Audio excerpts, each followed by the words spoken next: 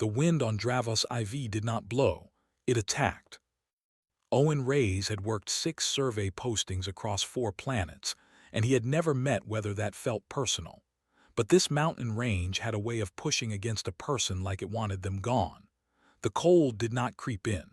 It arrived all at once, through seams in jackets, through boot lining, through the thin walls of a temporary shelter that was never designed for a winter this long.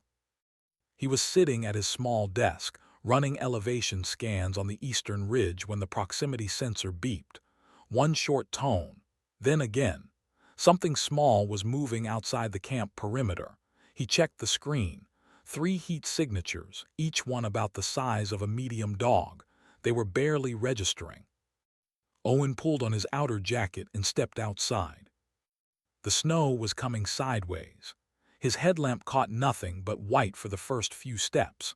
Then he angled toward the sensor direction and moved along the shelter wall until the perimeter light reached a low snowbank near the equipment crates. 3 shapes were pressed together in the hollow of the snow, small bodies, scaled, wing membranes folded so tight they looked like crumpled paper. They were not moving. Their heat signatures were dropping. Owen crouched down. He knew what they were. Every researcher posted to Dravos IV received the same briefing file. The Dreefkin were native to these mountains. Adults reached the size of large transport vehicles. They were classified as apex predators. The briefing used the phrase "avoid at all costs" in bold text, underlined. The briefing said nothing about hatchlings. These 3 were small enough that he could have carried all of them in his arms. Their scales were pale, still soft at the edges the way new things are. One of them had ice crusted along its wing joint. Another had its eyes half open and was not blinking. Owen did not think about it for very long. He went back inside, pulled the emergency thermal blanket from the supply locker, came back out, and wrapped all 3 of them together as carefully as he could. They did not react. They were too far gone for that. He carried them inside and set them on the floor near the heating unit. For a long time he just sat with them. He filed his nightly report to the Survey Corps Regional Base and added one line at the bottom. Found 3 Dreefkin hatchlings near camp perimeter, near frozen, brought inside. Monitoring. He sent it before he could think too hard about whether that was the right call. Commander Yeva's response came 40 minutes later. It was short. Document everything. Do not make physical contact. Keep distance. Await further instruction. Owen looked at the 3 hatchlings on his floor. The largest one had stopped shivering. The smallest one had pressed its nose against the thermal blanket and was breathing in small, steady pulls. The third had curled its tail around the other 2 without waking up. He did not move them. He pulled his spare jacket from the wall hook and folded it into a rough cushion, then sat on the floor beside them because the chair was too far away, and he wanted to be close in case. One of them stopped breathing. He turned the heat up 2 degrees. He watched the sensor readings on his wrist unit until all 3 signatures stabilized. It took about an hour. Outside, the blizzard did not stop. It got louder. The shelter walls flexed and the overhead light flickered once, then held. Owen made a cup of instant broth because it was the only warm thing left in the supply box, and he sat on the floor drinking it while 3 baby dragons breathed slowly in a pile next to his knee. He did not name them that night. That came later. That first night he just watched them and made sure they were still there, still warm, still breathing, the way a person does when something small has nearly died and has not quite finished deciding whether to stay. At some point past midnight the storm eased enough that the shelter stopped shaking. The largest hatchling shifted, tucked its head under the edge of the blanket and went fully still. The smallest one made a sound, not loud, something between a click and a low hum. Then it was quiet again. Owen finished his broth. He picked up his survey tablet and tried to go back to the elevation scans. He got through 2 data points before he put the tablet down and just sat there in the quiet with the heater running and the wind going soft outside, and 3 creatures on his floor that the entire Galactic Survey Corps had no protocol for. He thought about the briefing file, avoid at all costs, bold, underlined. Then he looked at the smallest one, who had pushed its way to the edge of the blanket and was now sleeping with one tiny clawed foot sticking out into the cold air. Owen reached over and tucked the foot back under the blanket. Then he leaned against the wall and closed his eyes. He was not sure what the morning was going to bring. He was not sure what Commander Yeva was going to say when the full report came through. He was not sure what 3 Dreefkin hatchlings were going to do when they woke up warm and alive in a human's shelter and realized where they were. But they were breathing, all 3 of them, steady and slow. That was enough for tonight. They were all watching him when he woke up. Owen had fallen asleep sitting against the wall with his jacket pulled across his chest. At some point in the night, his head had dropped sideways and his neck had gone stiff. He opened his eyes and found 3 pairs of gold looking straight at him, unblinking, still, like they had been doing it for a while and were in no hurry to stop. None of them moved, neither did he. The largest one was sitting upright with its wings folded neat and tight, its tail curled around itself. It had positioned itself between Owen and the other 2 without being obvious about it. The middle one sat a little behind, watching with its head tilted just slightly to the left. The smallest was in front of all of them, closest to Owen, and it was the only one whose tail was moving, a slow, side-to-side motion, just the tip. Owen breathed out slowly. He did not move fast. He shifted one hand to the floor and pushed himself up to sitting properly, and none of them startled. He said quietly, "Good morning." The smallest one took 2 steps toward him. He held still. It stopped about half a meter away and sniffed the air near his boot. Then it climbed on top of his boot and sat down. Owen looked at it for a moment. Then he looked at the other 2. The large one had not moved. The middle one had stopped tilting its head. He decided that sitting with a baby dragon on his foot was acceptable. He reached slowly for his wrist unit and checked the vital sensor. All 3 signatures were strong and even. Normal temperature. Normal respiration as far as the survey scanner could tell, though he had no baseline data for Dreefkin hatchlings. He filed that gap in his notes. He heated 3 ration packs, the protein-dense ones, because those were the only things in his supply that seemed like they might be appropriate for something with claws and scales. He opened them and set them on the floor at a reasonable distance. The smallest one left his boot immediately. All 3 of them moved to the rations and ate with focused, efficient energy. They finished in under 2 minutes and looked up at him again.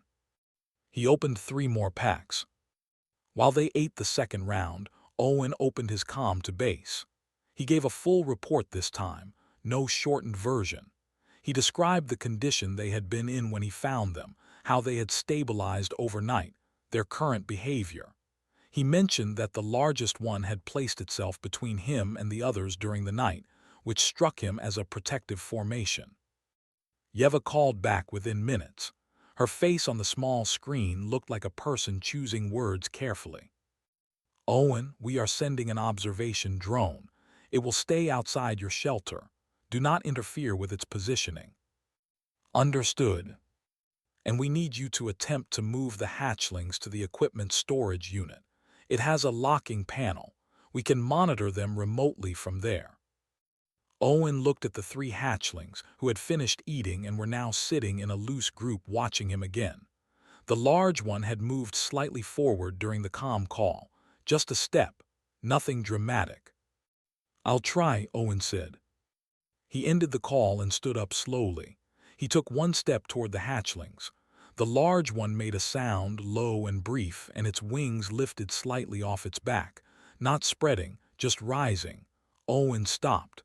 He did not step back. He did not reach out. He just stood there. After about 30 seconds, the wings settled. Owen stayed where he was for another full minute. Then he walked to his desk, sat down, and started his daily survey work. The drone arrived 2 hours later. He heard it outside, the soft hum of its rotors. The hatchlings heard it too. The large one moved to the shelter door immediately. The middle one flanked to the right wall. The smallest pressed against Owen's leg under the desk. He felt it trembling. Through the external camera feed on his tablet, he could see the drone positioning itself near the front wall of the shelter, its lens pointing at the main window. The large hatchling hit the door with its shoulder. Not a charge, a test. It looked back at Owen. Owen stood up from the desk and walked to the door. He did not open it. He placed his hand flat on the wall beside the door and said, in the same calm voice he used for everything, "It is fine. It is outside." The large one looked at his hand, then at his face. Then it stepped back from the door, turned, and sat down in the center of the room facing him. Outside, the drone's camera feed was already transmitting. In 3 separate base departments, on 2 different planets, people were watching footage of an apex predator hatchling respond to a human voice and stand down. Owen did not know that yet.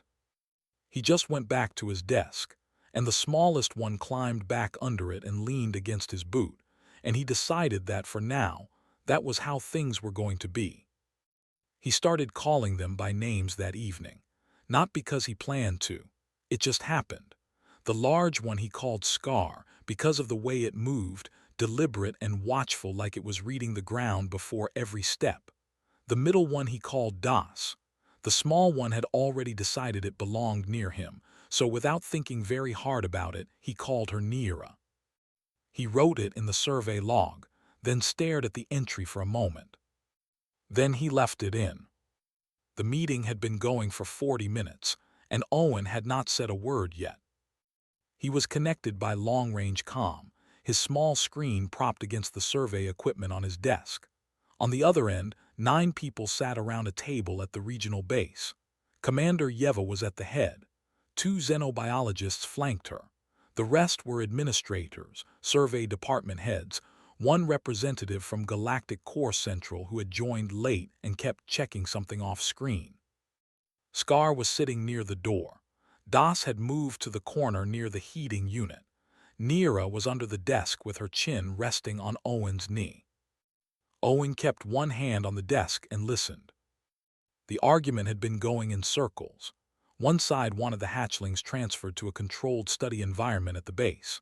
The other side thought that was risky because no one had ever transferred juvenile Dreefkin anywhere, and no one knew what that process even looked like.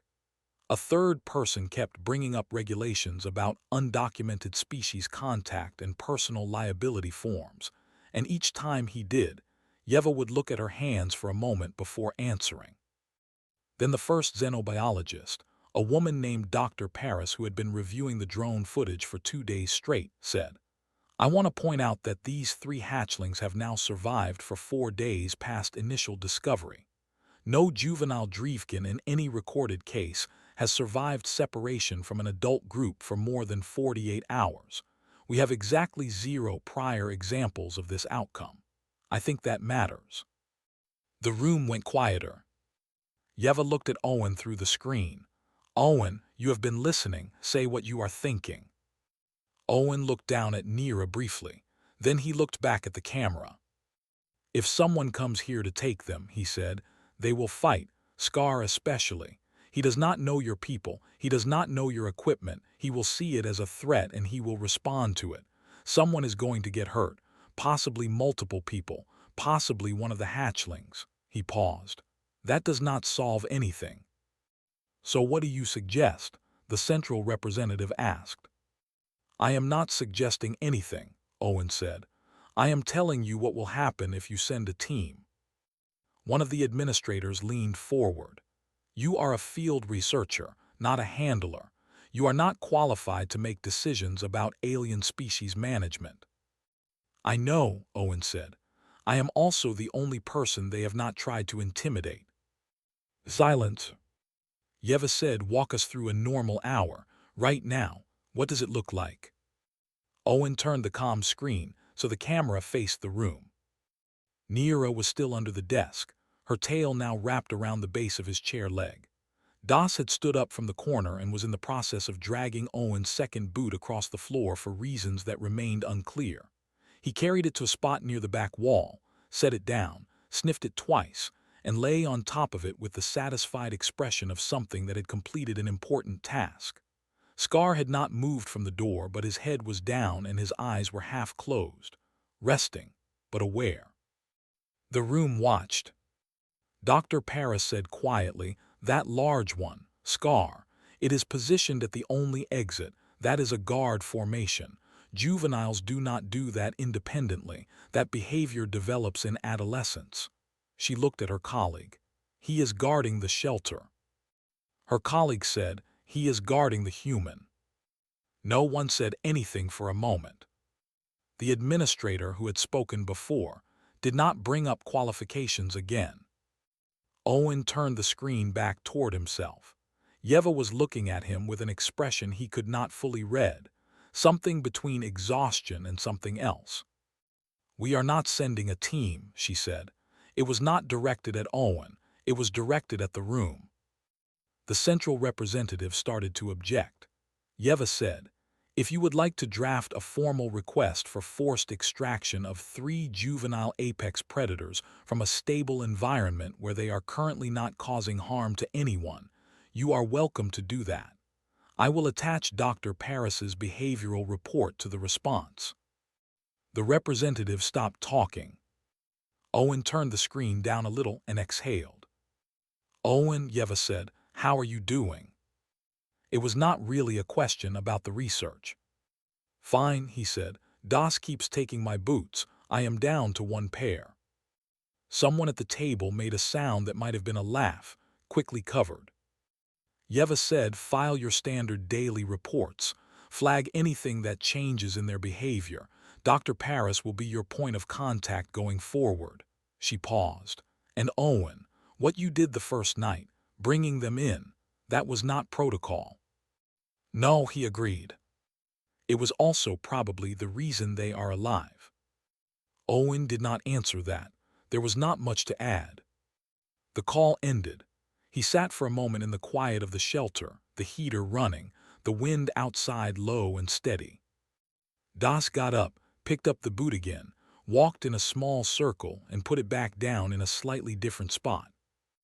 Owen watched him. Then he picked up his survey tablet and went back to work. 3 months after the blizzard, Owen moved his cot outside. He did not do it because he wanted to sleep in the cold. He did it because Scar had grown large enough that, when the hatchling stretched both wings at the same time, the tips touched both walls of the shelter and knocked Owen's map charts off the desk. The shelter was a single-room unit designed for 1 person and a reasonable amount of equipment. It was not designed for 3 dragons who were no longer small. Owen set up a covered extension off the shelter's side wall, rigged a secondary heating line out to it, and moved his sleeping gear there. He filed a maintenance request for a larger habitat unit. The request came back approved with a note that said, 2 to 3 months for delivery. He wrote back, understood, and went to bed under 3 layers of insulation with the wind outside and the sound of Scar shifting around inside the shelter. He had stopped thinking of it as strange. The field surveys had changed. He no longer walked the eastern ridge alone.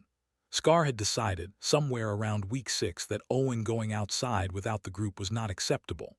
The first time Owen had tried to leave early for a solo reading run, Scar had walked out of the shelter, sat down in front of him on the path, and simply refused to move. Owen had waited. Scar had waited longer. Owen went back inside, ate breakfast, and when he came back out, all 3 of them were ready. After that, he stopped trying. What he found, once he stopped resisting it, was that the surveys had become genuinely better. Scar flew high passes over the ridgeline, and Owen had started reading his flight patterns. The tilt of his body when he found something worth noting. The low circle when he wanted Owen to look at a specific point on the terrain. Neera stayed close to Owen at ground level and had an instinct for loose ground that had saved him from 2 bad footing situations in ice-slick gullies. Das moved in wide sweeping arcs below the main path, reading the ground the way he read everything. Quietly, thoroughly, without any fuss. Owen's survey efficiency had increased by 40%. He noted this in his monthly report with the line, "Unplanned collaborative fieldwork. Results favorable." He left the details sparse because he was not sure how to explain in a formal document that his assistants were juvenile apex predators who had sorted themselves into a working formation without being asked. Dr. Paris called it one of the most remarkable examples of cross-species behavioral adaptation she had ever recorded. Owen called it Tuesday. The supply shuttle came at the beginning of month 3. It was a standard rotation crew, 2 people, neither of whom had been briefed on the full situation at Owen's post. He had sent a note ahead. He was not sure if they received it. They landed in the flat area east of the shelter. Owen walked out to meet them. Behind him, at a distance of about 20 meters, Scar, Nira, and Das stopped and stood. The crew saw them immediately. The taller one stepped back against the shuttle body. The other one put her hand on her equipment belt, which did not have a weapon on it but was the kind of reflex people had when they were frightened. Owen said without turning around, "They are fine, stay calm." He signed for the supply delivery. He talked to the crew about weather and route conditions, normal transit conversation, the kind of easy back and forth that required nothing. His voice was even. His movement was easy. Behind him, nothing moved. The crew left in 11 minutes, shorter than a standard stop. Owen watched the shuttle lift and turned back to the 3 of them. Nira came forward immediately and pressed her head against his hand, which she had started doing around week 5, and which he had given up pretending was not what it obviously was. Das sat down and looked at the space where the shuttle had been. Scar watched Owen's face. Owen said, "You all did well." He did not know how much they understood, probably not the words, but Scar looked at him for a long moment and then looked away, wings settling flat, and Owen had learned to read that as close enough. Commander Yeva arrived on a personal visit at the end of the month. She came alone, no team, no equipment beyond a basic field kit. She landed the small transport herself and walked to the shelter and stood outside it while Owen came to meet her. She watched. For most of a full day she just watched. She followed the survey route at a distance. She sat near the shelter entrance in the afternoon while Das rearranged Owen's supply crates for no clear reason, and Nira slept across Owen's feet while he filed reports. At dusk she came and stood next to Owen, both of them looking out at Scar on the ridge, dark against the last light. She said, "You did not train them." Owen said, "No. You did not condition them. No reward system, no commands." "No." Yeva was quiet for a moment. "How then?" Owen thought about it honestly. "I just did not leave," he said. Yeva looked at Scar on the ridge. Scar looked back, then looked away. Yeva said nothing else about it. She stayed for dinner, ate the same ration packs Owen ate, and left the next morning. Her report to the Galactic Survey Corps was 40 pages. Owen never read it. He was busy with the Eastern Ridge data. The winter was finally starting to ease. The surveys were going well. It was enough. 7 months after the blizzard, Owen was crossing the lower pass between the 2nd and 3rd ridge when Scar stopped flying. Not landed, stopped. Midair, wide circles pulled tight into a hover, wings working hard to hold position above a single point on the slope to the north. Owen had learned to read Scar's flight the way sailors learn to read water. That pattern meant stop moving. It was not the same circle he made when he found good survey ground. It was slower, more deliberate, like a warning written in the air for anyone who knew the language. Owen stopped walking. Nira pressed against his left leg. Das moved slightly ahead and to the right, body low, not aggressive but ready. Owen had never seen Das take that position before. He looked north along the slope. For a moment there was nothing, just snow and gray rock and the pale sky of late afternoon. Then the ridge moved. It took him a full second to understand what he was seeing because the scale was wrong. His mind read the shape as part of the terrain, a natural outcropping, a shelf of stone. Then it shifted again and he understood it was not stone. It was scales, gray-brown and ancient-looking, fitted together in overlapping layers like something that had been alive long enough to start resembling the mountain it lived on. It came down the slope without hurry, each step placed with precision. The wingspan, fully open as it descended, crossed a span that put it in a category Owen's brain had no good reference point for. Not large, not very large, something beyond that, something that made the word large feel like the wrong tool for the job. It landed 30 meters away. The impact was not loud, it was felt. Owen registered it in his chest and in the soles of his boots at the same time. He knew immediately it was Drievken, adult, very old from the color and texture of the scales, from the way it moved, from the weight of its attention when it turned its head and looked at him. Its eyes were the same gold as Scar and Nira and Das, but deeper, like the same color had been given more time. Owen did not move. The adult looked at him for a long moment. Then it looked at the three hatchlings. Scar had landed. He was standing behind and to Owen's left, not between Owen and the adult, but near Owen.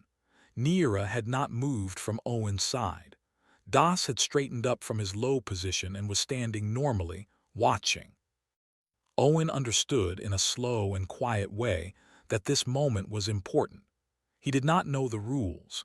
He did not know the correct behavior, the right gesture, the expected response. He knew nothing about Drievken culture or hierarchy or what an adult arriving unannounced in front of a human meant in any context. He had only what he had always had. He stayed still and he paid attention.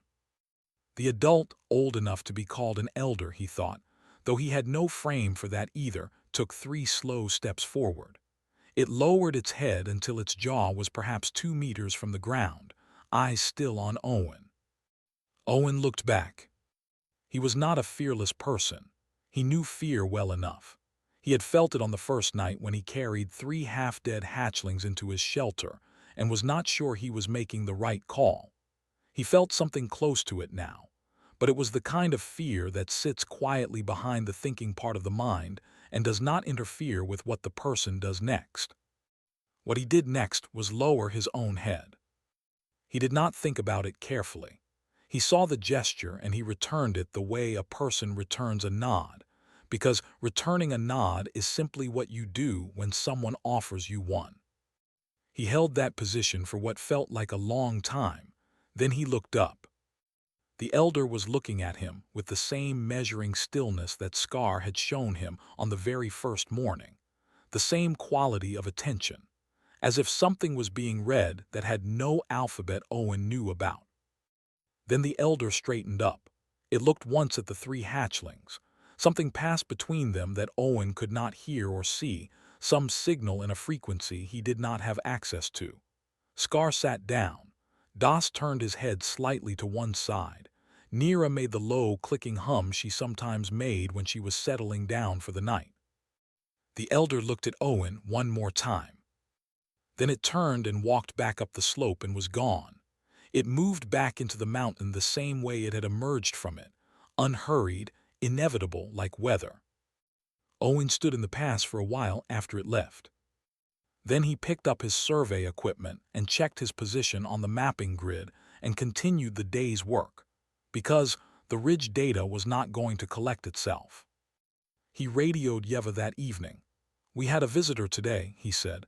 "An adult, elder maybe, I am not sure. It came down, we looked at each other, it left. Everything was fine." A long pause on the line. "Owen," Yeva said carefully, "are you aware that the survey drone on the North Ridge recorded the encounter?" "I assumed it might," he said. "We are going to need to talk about what you did." I nodded back, he said. "That is all." Another pause, longer this time. "Owen, that gesture in Drievken culture means kin recognition. The elder acknowledged you as family." Owen looked at Nira, who was already asleep against his leg. "Well," he said, "that makes sense to me." He ended the call, finished his field notes, and went to bed. The Galactic Council chamber held 42 representatives from 31 systems, and on the day Owen Reyes gave testimony, every seat was filled. He was not there in person. He was in his shelter on Dravos IV. Sitting at his desk with a comm unit propped against a stack of survey charts, Nira was asleep on his shoulder. He had tried to move her before the call started, but she had adjusted, tightened her grip, and made it clear she was not interested in relocating, so he had left her. The chamber feed showed all 42 faces at once on his small screen. He had never spoken to 42 people simultaneously, and found it not very different from speaking to one, provided you picked a point near the camera and just talked at it. The session had already been running for 2 hours before Owen was asked to speak. He had listened to most of it. A representative from the Vethian coalition had argued for immediate diplomatic contact, with the Dreefkin using the Elder encounter as an opening. A representative from the Dross Compact had argued that the encounter was being misread, and that the kin recognition gesture might have territorial implications rather than social ones. The Central Xenobiology Division had submitted a report. The Survey Corps had submitted a counter-report. Someone had submitted a third report about the first 2 reports. Owen had used the time to eat lunch. When they finally called on him, the head of session, a tall Voltrani with a formal collar that seemed deeply uncomfortable, said, "Researcher Reyes, you were present for the Elder encounter. We have reviewed the drone footage extensively. However, we would like to hear your account directly." Owen said, "It came down the slope. We looked at each other, it left." A pause. "Could you expand on the exchange?" It lowered its head. I lowered mine back. Then it was done. Another pause. Several representatives looked at each other. The Vethian representative leaned forward. "You were not briefed on Dreefkin gesture culture before the encounter." "No." So the response was instinctive. "I suppose so. Someone nods at you, you nod back. It did not feel like a complicated decision." The head of session said, "Researcher Reyes, do you understand the significance of what the Elder communicated?" "Yeva explained it to me afterward," Owen said. "Kin recognition." "Yes. In Dreefkin's social structure, that designation has never in any recorded history been extended to a non-Dreefkin individual. The species has no treaty relationships, no diplomatic record of any kind. They have simply existed on Dravos IV, and every survey crew who got too close either turned back or did not return." Owen said, "I did not get close to them on purpose. I found 3 frozen bobbies in the snow." "We understand that. What we are trying to determine is what made the difference. What you did that no one else has managed to do in 40 years of survey contact with this planet." Owen was quiet for a moment. Nira shifted on his shoulder, clicked once softly, and settled again. He said, "I do not think I did anything. I just did not leave them there." The chamber was quiet. "I did not have a plan," he continued. "I did not study them first. I did not follow a contact protocol because there was not one. I just thought they are cold and they are small and they are going to die if I walk back inside. So I did not walk back inside." He paused. "Everything after that was them. They decided to stay. They decided to trust. I just kept not leaving." The Dross Compact representative said, "But the Elder's recognition." "The Elder saw what the hatchlings already knew," Owen said. "I think that is all it was." No one spoke for a moment. Dr. Paris was on the call from the regional base. She said quietly, "The hatchling survival rate under normal separation conditions is 0 past 48 hours. These 3 are now healthy, behaviorally advanced, and by all indications thriving. Whatever occurred in that shelter in the first 12 hours was not a tactical choice. It was a human being responding to something small and cold and alive." The head of session looked at Owen for a long moment. Is there anything you would like the Council to do with the information you have provided today?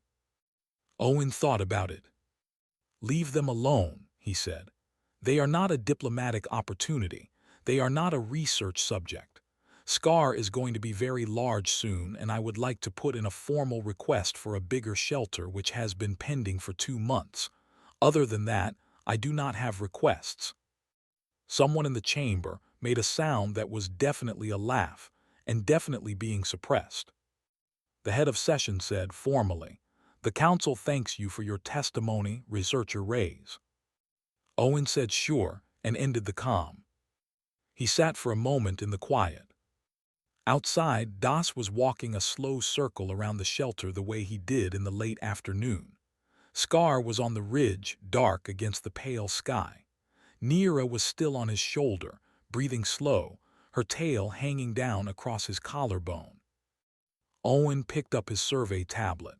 He had 3 hours of daylight left, and a section of the western slope he had not finished mapping. He stood up carefully so as not to wake Nira, transferred her to the folded jacket on the desk, and picked up his field pack. She opened one eye, looked at him, and closed it again. He stepped outside. The cold was still there as it always was, but the wind today was low. The mountain range stretched out in all directions, gray and white and enormous, completely indifferent to everything that had happened on it, and everything that would be written about it in the years to come. The galaxy had spent 2 hours debating the meaning of a nod. Owen walked his survey route. Scar banked off the ridge and came overhead, beginning his pass.